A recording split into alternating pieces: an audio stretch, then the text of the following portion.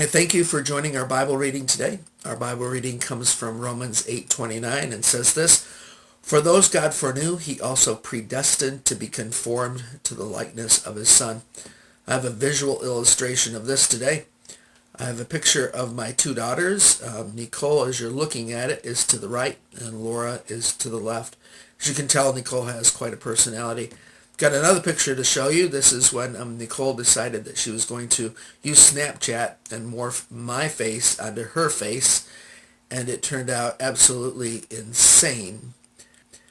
Let me read the verse one more time. It says, "For those God foreknew, he also predestined to be conformed to the likeness of his Son." The important part, I think, is conformed to the likeness of his Son.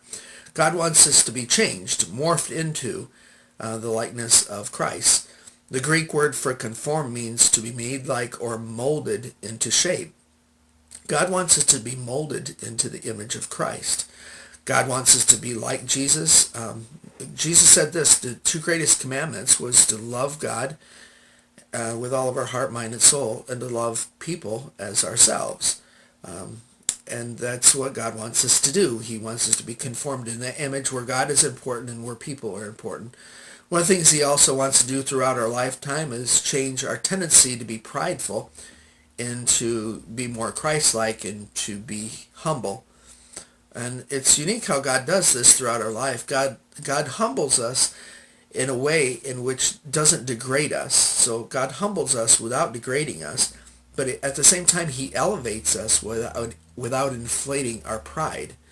So God wants us to be changed, where we love God with all of our heart, mind, and soul, love people as we would love ourselves. He wants to change our pride into humility. He wants us to be conformed into his likeness, where we do nothing out of selfish ambition, but we look out for the interests of other people. And God does a much better job than my daughter Nicole did at changing us into the image, where her image looked insane. When God is finished with us one day, the image that we display is going to be pleasing, not just towards God, but towards other people also. Pray that you learned something from his word today, and God bless.